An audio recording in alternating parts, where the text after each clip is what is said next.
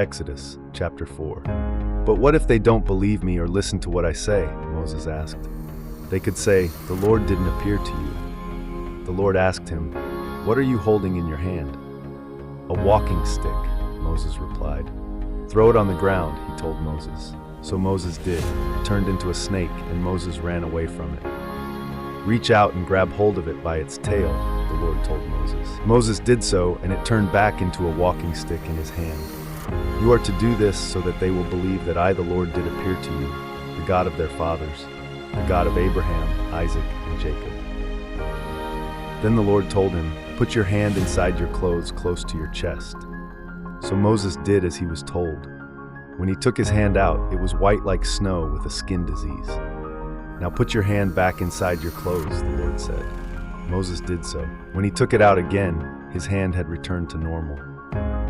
If they don't believe you and they're not convinced by the first sign, they'll believe because of the second sign, the Lord explained. But if they still don't believe you or listen to you because of these two signs, then you are to take some water from the Nile and pour it out on the ground. The Nile water will turn into blood on the ground. Then Moses said to the Lord, please excuse me, but I'm not someone who is good with words, not in the past, and not from the time you've been speaking with me, your servant. My speech is slow and I don't say things well. Who gave people mouths? The Lord asked him. Who makes people deaf or dumb, able to see or blind? It's I, the Lord, who does that. Now go, and I myself will be your mouth, and I will tell you what you are to say. Please, Lord, send someone else, Moses responded. The Lord got angry with Moses and told him, there's your brother Aaron, the Levite. I know he speaks well. He's on his way to meet you, and he'll be very happy to see you. Speak to him and tell him what to say. I will be your mouth and his mouth, and I will tell you what you are to do.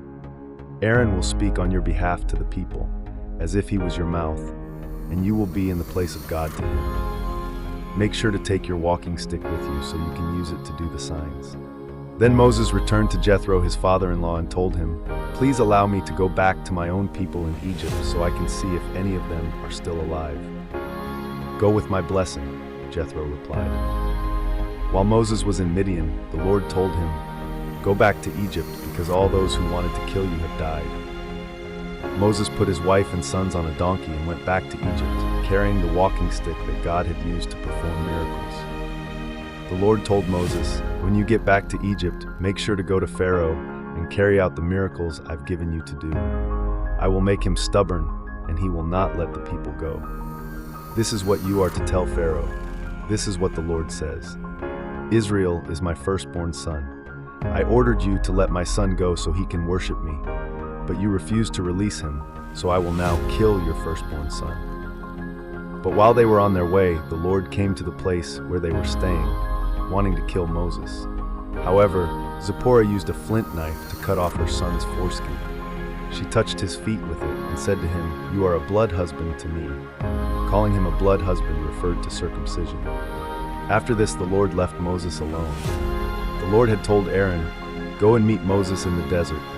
So Aaron went and met Moses at the mountain of God and greeted him with a kiss. Then Moses explained to Aaron everything the Lord had sent him to say and all the miracles he had ordered him to do. Moses and Aaron traveled to Egypt. There they had all the Israelite elders gathered together.